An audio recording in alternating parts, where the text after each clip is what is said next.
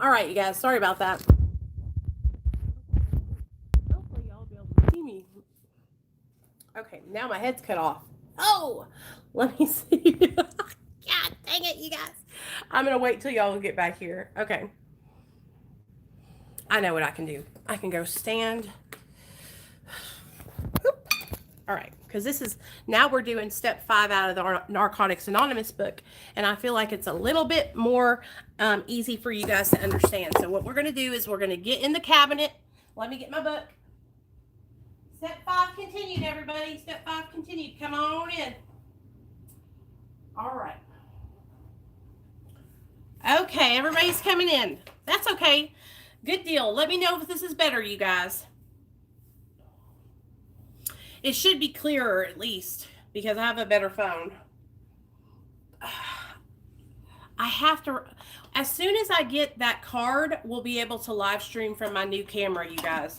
So it'll be a lot better. But that card is like $180, so I gotta wait to get it. Good. I'm so proud of you guys. Y'all are amazing.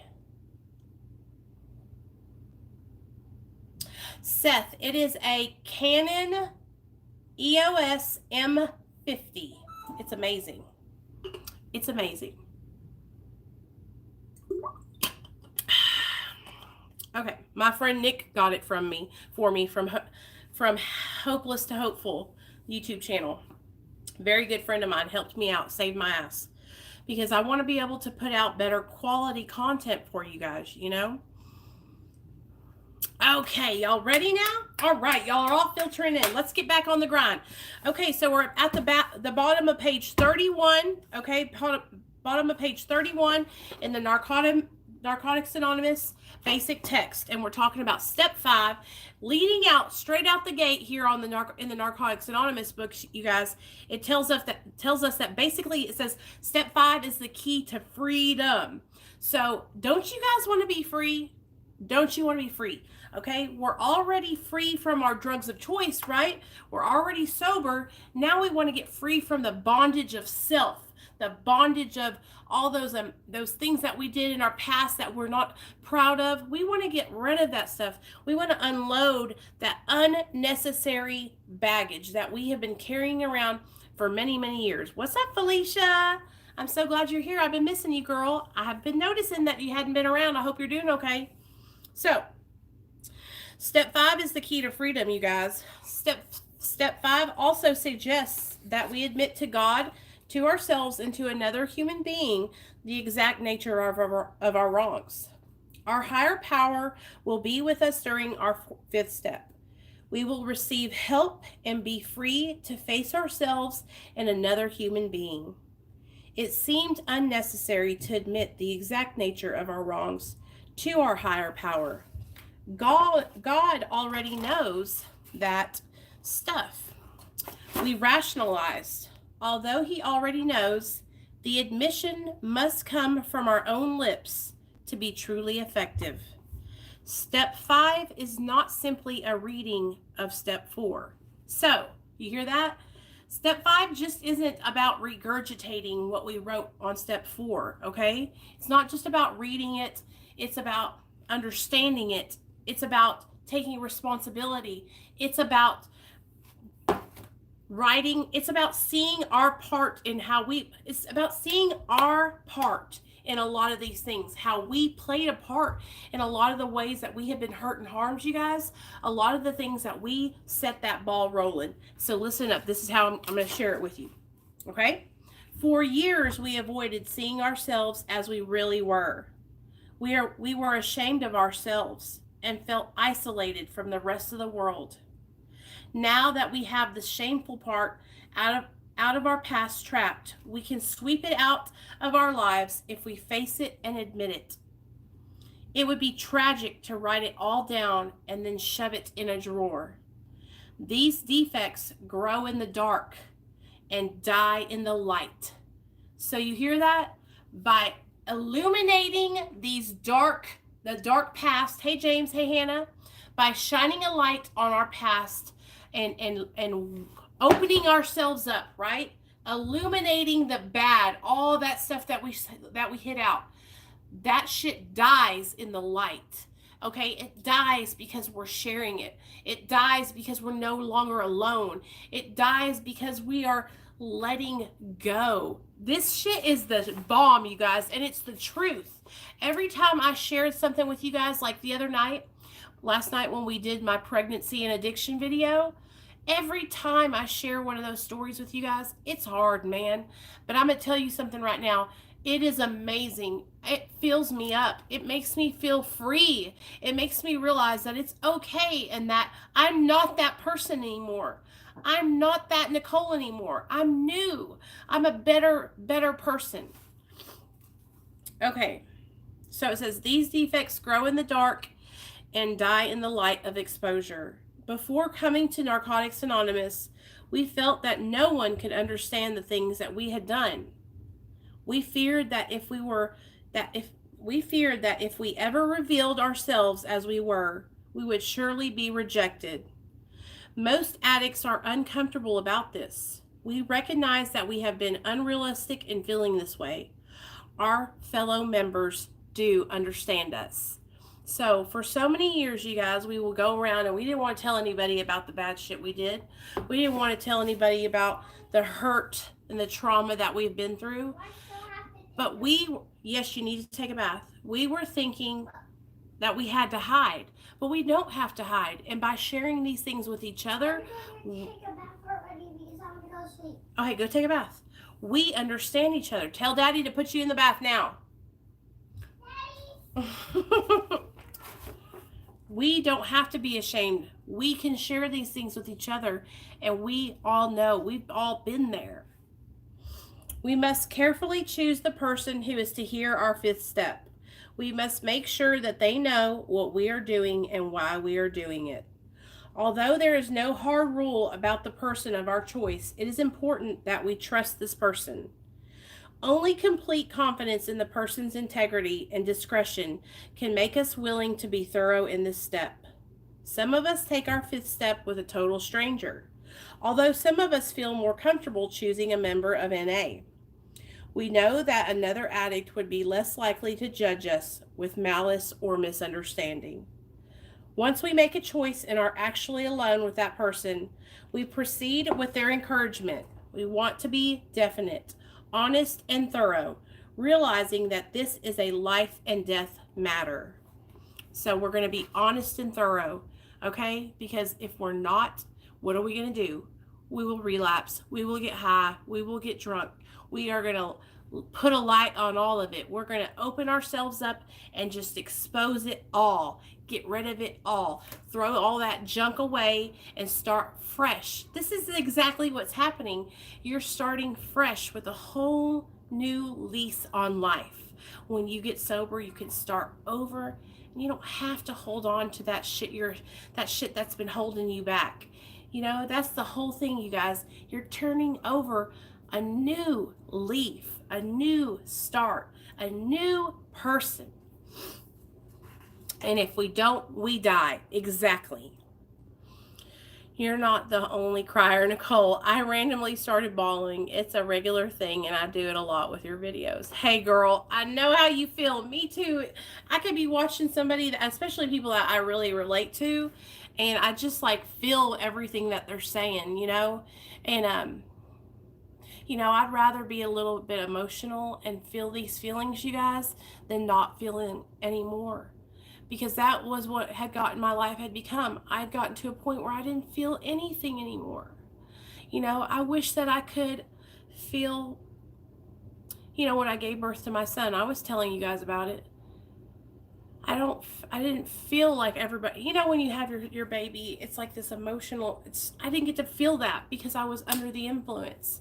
You know, of course I was so happy to have him, but it was just not the same. And I missed out on a lot of things, and it's because I was in my addiction, and I don't ever want to have to be in that again. I don't ever want to miss out on these amazing opportunities and these amazing experiences with my little boy. I want to live my life to the fullest now so I can be the best mom to him that I can be. And I want to experience so many things with my little boy because he's the best thing that ever happened to me. Okay, this is important. Some of us tried to hide part of our past in an attempt to find an easier way of dealing with our inner feelings. We may think that we have done enough by writing about our past. We cannot afford this mistake. This step will expose our motives and our actions.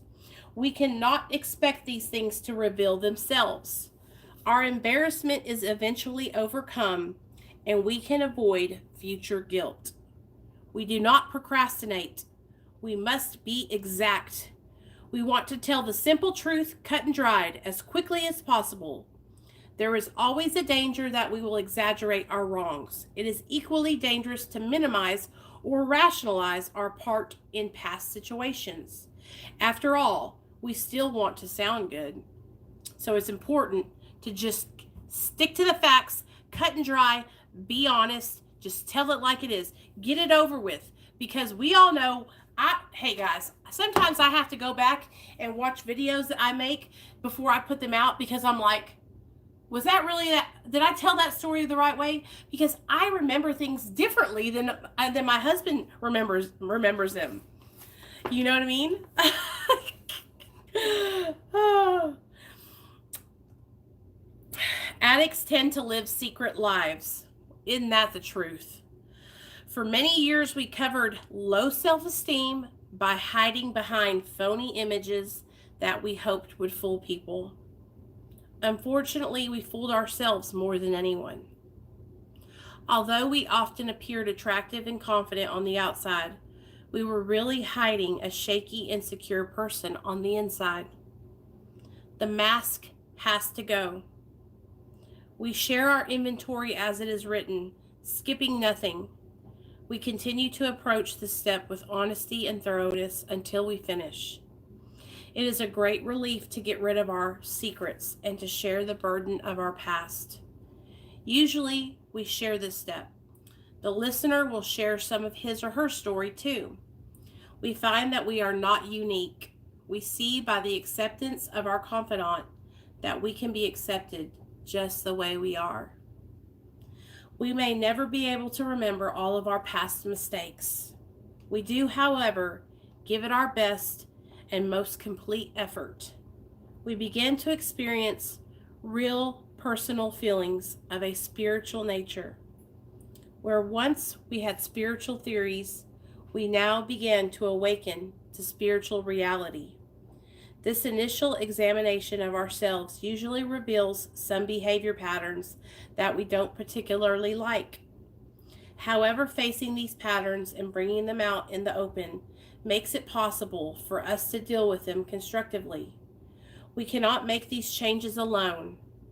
We will need the help of God as we understand Him and the fellowship of Narcotics Anonymous. That's it. That's it. Step 5, y'all. Okay? So, and did you hear how it said at the end? It said, we will need the help of God as we understand Him. So those of you that are not God followers, I want you to hear that. It's very important for you to hear that as we understand Him. Whatever your conception of God is, that's what you believe in, okay? You will need the help of your higher power and the fellowship of NA, okay? And it even says, we might not be able to remember all of our mistakes, but what we will do is we will give it our best and most complete effort. We begin to experience real personal feelings, okay? Spiritual reality. We're going to be honest. We find out that we are not unique. We are not different, you guys. We are all, and what I mean by that is a lot of us addicts like to think that our addiction is somehow worse than somebody else's, right?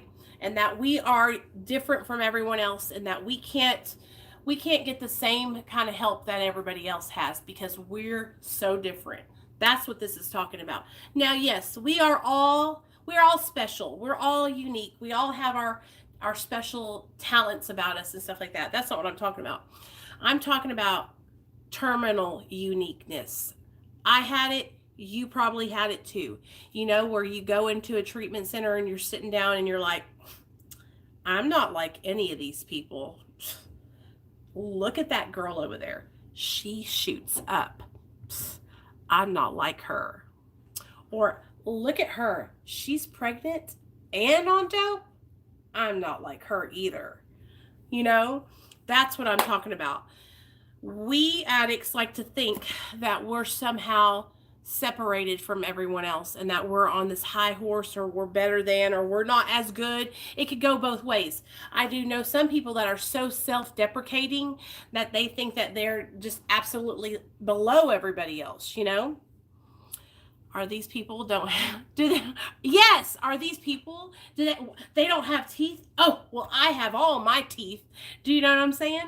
Like, you guys, it doesn't matter like how far down the road you went in your addiction. We can all relate to each other. And that's the beauty of this recovery thing. And that's also the beauty of working the 12 steps. And that's why I share them with you guys, because even though I know, James, I know, even though I'm waiting on the Mara big book to be made because we're going to do the Mara steps. I know you are, Hannah. I know, but you do deserve help. We love you. I love you, girl. But that's the thing. That's another way of separating yourself from everyone. And that's the thing, you guys. I understand it. You know, and I want you to know that a lot of people do that same thing, and there's nothing to be ashamed of. But here's the thing, okay? And I'm fixing to get real straight up with you guys.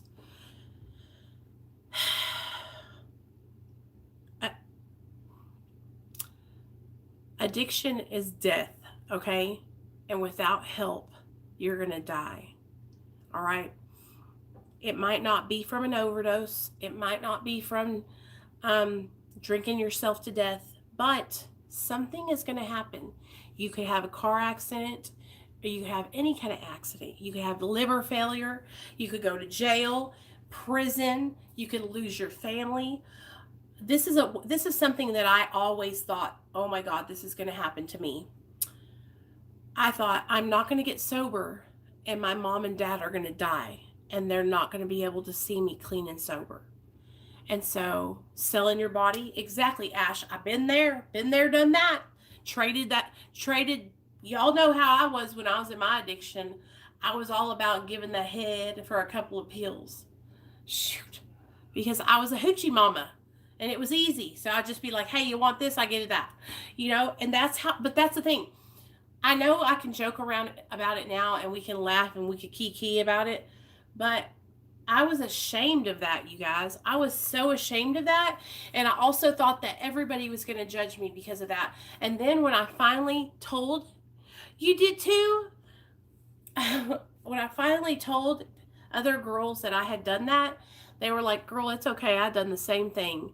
And that was I know that's so crazy probably to some of you guys, but it was so reassuring to me to know that, you know, I wasn't this piece of shit, nasty ass bitch, that other people had gotten to that point where they did stupid shit too, you know, because that's another way that I was separating myself from everybody. Oh, I'm so bad. I'm worse than everyone else. Nobody's been down where I've been. Nobody's been where I've been. They'll never understand, you know, and that's just not true. There's so many people who have been where I've been and they do understand, you know.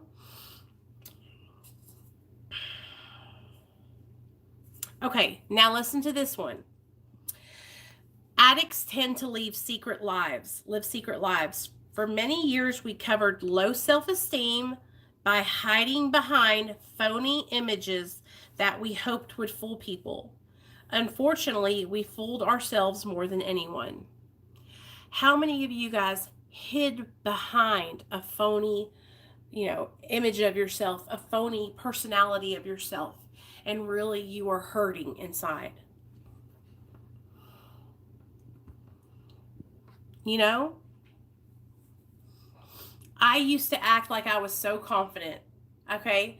That was the way I was. When I was younger and I was in high school, I acted like I was so confident that I thought that I was the hottest thing ever. And inside, though, you guys, I was very insecure. I hated the way I looked. I was always afraid of other people making fun of me. Um, being tan, I was okay. And I know I'm not black, but you guys have to understand, I'm from a really country, I'm from Arkansas. Okay, so when I started going to school, I was brown and everybody else was white. And so a lot of people made fun of me. They would call me taco and burrito, beaner, spick, wetback. And I would be so upset. I would cry and I would cry and I would cry. And I would use false confidence as a defense mechanism, and I would use humor and jokes as a way to deflect. But really, I hated myself, and I didn't think I was good enough, and I didn't think I was pretty enough, and I didn't think I fit in with any of the other girls. I thought they were all so much better than me. They were all skinny, and they were preppy, and they were popular, and I wasn't. I wasn't any of those things. I was brown, I was short, I was thick, even when I was in high school, and I didn't fit in. I was different, you guys, and I didn't realize back then that different is good. Back then I was ashamed. Back then I didn't know that, 5 years down the line, people would pay money to go tanning in the tanning bed, because I was young and I didn't understand, but I just didn't feel good in my own skin. I felt so ugly and I felt unworthy. And I wish I could tell you guys why like my parents were amazing parents. They raised me right. I went to church. I was born sleeping under the pew. I had amazing friends. I had amazing family. But I just had this feeling inside of me that I never measured up to everybody else. I just wasn't like everyone else. And I didn't feel like like I was. I didn't realize that, Daniel, until I got old enough to find a real man. And then I found my amazing husband. And you guys, he has taught me so much about true love and just love in general, and loving me no matter what I looked like, but back then it was like, I know you girls know I'm 38, I'm 37, I'll be 38 in March, okay? And I know y'all know that are my age, that it was only cool to be skinny. Like, this whole thick girl thing wasn't even anything back then. These big booties that you see people having now and everybody likes them, it wasn't like that when we were younger. It was all about being skinny. And so that's, how I always felt like I didn't fit in, because I was chunky. I was a thick girl. And I'm not talking about like 500 pounds. I'm just talking about I was a chunky sister. I was a thickie. You're 37, Margie. I'll be 38 March 8th. And if you guys don't know this, every March I go to the mountains and I take you guys with me and we vlog it. So this birthday, we're going to go to Pettigene Mountain State Park. And you guys will come with me, and I'll have the new camera, so we'll be able to vlog it, and you'll see. We always get a cabin, me, Neil, and Nate, and we spend a couple days up there for my birthday. So anyway, I hope you guys enjoyed tonight's Step 5 meeting. I want you guys to understand that I'm not trying to push any certain programs on you, but I just want to help you guys find what works for you. And so that's why I know, right, Daniel? That's why I'm sharing these different things with you guys. And I hope that you could relate to this. And I hope that if you're thinking about it and you haven't already, if you try working the steps, try finding yourself a sponsor and getting into it, because I really, really think that you guys will enjoy it and that you'll benefit from it. But anyway, before I get off here, let's talk about some business. So, we're not going to have any visitors this week. We're not having any collabs on my channel. But on Monday, next week, on Monday the 27th, we're having a man. His name is Mike, and he has a channel with his wife It's called Doing Time with the Darlings, and they're super sweet. They're going to come on. He's going to share his story. I think he's done about 17 years in the prison system. So he's going to come on and share just about how he's overcome adversity. And we're just going to help them out a little bit because they're just getting their YouTube channel started. And I think they're really sweet. So they're going to come over and share their story. I'm going to be going over to Nate Dog 916's channel this week and sharing my story. Y'all just seeing him come in there. So I got to go do my story over on his channel. So that'll be happening. I'm sure me and Texas Prison Stories, I'm sure he's going to be coming on sometime next week if I can get his old, I think he's kind of shy. Get his shy ass over here to hang out with me and do a video. And I'm still working on trying to get Joy from Joy to the World. I'm still working on It's Mean. I got to get It's Mean over here to chop it up. But, you know, even though some of these people are not in recovery, they still have a positive message. So I'm trying to, like, you know, mix it up a little bit and share a little bit of different stuff.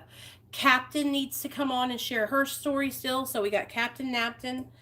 And yeah, I got some ideas that I have. James is going to come on and share his story. There you go, James. See, and you guys, I'm real, like I said, if you have a story and you want to share it, like, I'm not too good to have people on my channel. You know what I'm saying? Like, so hit me up and we'll have you on.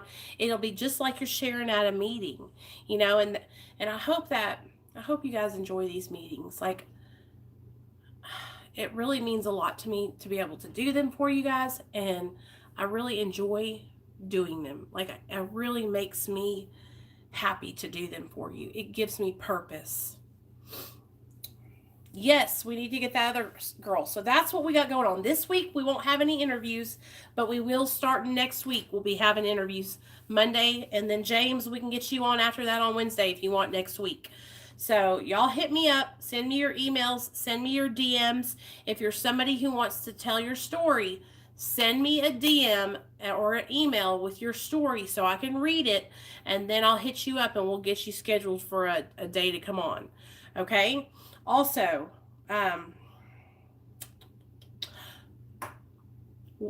if you want to join Patreon, come and join my Patreon, you guys. What I'm starting to do is I'm starting to upload videos there first, so that way the videos that I pre-record that go up on my channel, the people in Patreon will be able to see them first.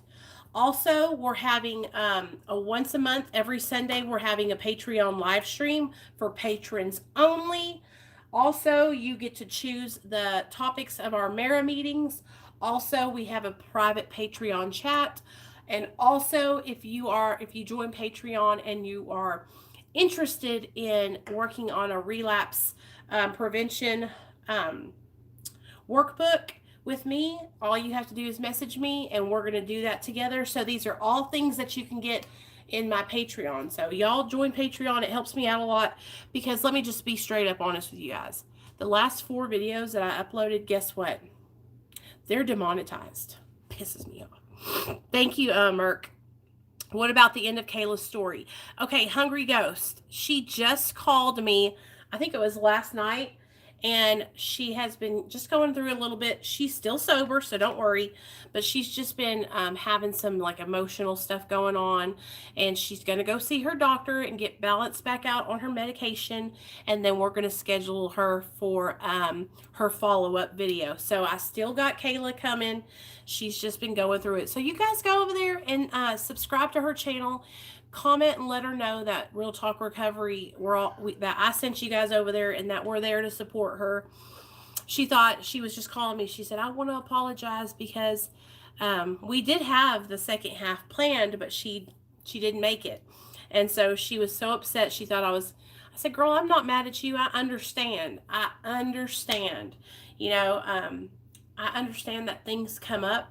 And as long as people are straight up with me, it's all good. You just let me know and we can reschedule it, you know, because I have been there. But she's been going through a little bit of a struggle. So y'all go over there and let her know we love her and that we are looking forward to seeing her second part, because her story is she's a miracle.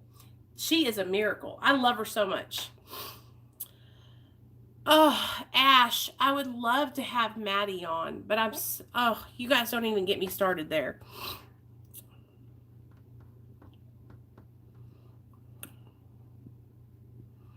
Do you guys know who Ash is talking about? How many of you guys watch Chosen One? Chosen One does these interviews with these with prostitutes that are working the streets in Detroit, and he does demonetize me. Okay, so James, let me share this with you. Okay, so I'm sorry, guys, I gotta take my bra off. Now I have to be honest with you guys. Okay, let me tell you, I don't make anything a lot off my channel. I might make $60 a month from my channel, and the way YouTube does it is they don't give it to you unless it's $100. So like I made $50 last month, and I made $50 this month so far. And so when that money goes together and it's over 100, then YouTube will send me the money. Okay, but they don't unless it's over 100. So every time I put up a video that is anything about addiction, anything about anything that's not cookie cutter little kid stuff, it gets demonetized. And so that little $50 that I could make each month, I don't get it because YouTube is knocking my videos down and I'm not able to make any money off of them. And I want you guys to hear me out. Like, when I started my channel, I never even thought I would make $5 off of it. But I've been really trying to be mindful and like think about the videos before I upload them and put out content that you guys are asking me for. So when I go out of my way to make a good video and I'm proud of it, and then I put it up and YouTube just demonetizes it, it hurts. It bothers me. And so the reason why I wanted to say something about my Patreon is because joining Patreon, it's a $3 a month charge, helps my channel by joining Patreon. So that's what demonetized means, that there's no monetizable playbacks on it, so I don't get any ads on it or anything. So anyway, I'm not griping because I have a job and I just got this new job, but it's just discouraging, you know what I mean? That's all. And of course, you know, I would love to make my job my YouTube channel. That would be a miracle, and I would be so grateful for that. But, you know, if you're not cookie cutter on YouTube and you're talking about real life topics like addiction, YouTube is shady. And then, you guys, it's like I can't title my videos and not like the video I put up today about gabapentin for opiate withdrawal.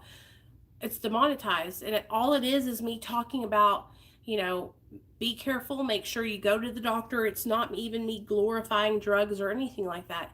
It's just so hard to understand what YouTube wants, because then I can put up a prison video and it doesn't get demonetized at all.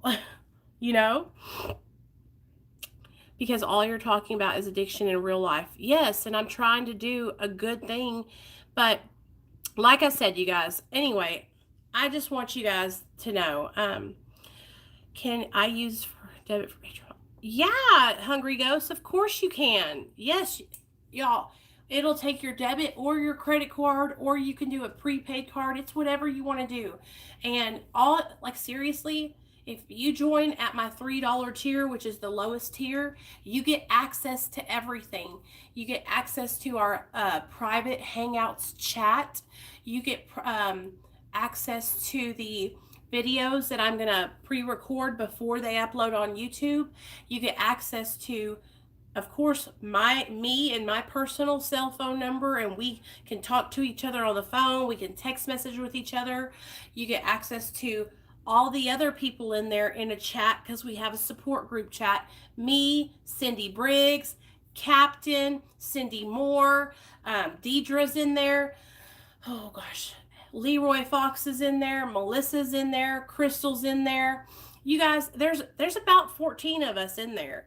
And so, but it's a good group of people who want to be sober, who want to do the right thing, and we all, we help each other. And then we're also doing the once a month Patreon live streams every Sunday, the first Sunday of every month. So we got one coming up on February 1st. And so anyway, I don't like pushing it like that, because I don't ever want anybody to get the wrong idea or think, oh, that's all Nicole's about is making money, because that's not what it is. It just really does help, because I don't make anything from my YouTube channel. So anyways, I'm always going to keep it real with you guys. And when I do start making money from my YouTube channel, you guys will be the first to know, because I will show you guys the paycheck. You feel me? But so far, in the year that I've been on, I've gotten paid 3 times from YouTube, and each check was $100. 120 once, 130 once, and 120 once. So, and that they're sporadic. They don't come every month. They like come once every 3rd month. So, okay, that's enough. I just wanted to let you guys know that that's what's been going on. Like I put up that video about the Suboxone and the 24 milligrams. It does, and like that camera that Nick bought me, I went out and got $100 worth of like accessories and stuff to go with it. Like, I just want you guys to know that, like, I'm putting my hard work into it. I'm putting in a lot of effort. I'm thinking about the things before I put them up. Like, my channel has really evolved from when I first started, because when I first started, I was just like making videos, walking around my house. The video was all shaking. Like, now I really want to make sure that when I come on, we have a topic and that I can be of service to you guys, and I can really help spread a message of recovery, not just a bunch of bullshit. You know what I mean? So anyway, thanks for hearing me out, y'all. I love you guys so much. And Wednesday, we'll be back on Wednesday live at 7 p.m. And what I'm going to do, this is what I'm going to do special for you guys, okay? I usually let my patrons pick the topics, but for Wednesday night's video, I'm going to allow you guys, the YouTube supporters, to pick our Wednesday night video. So, all of you guys, when we hang up here, go over to my community tab. I'm going to post a poll, and I'm going to let you guys choose the topic for Wednesday night's meeting. But if you're into that kind of stuff and you're into being more interactive with me and other people, then come over to Patreon. All right? All right, you guys. I love you guys. I'll see y'all Wednesday night.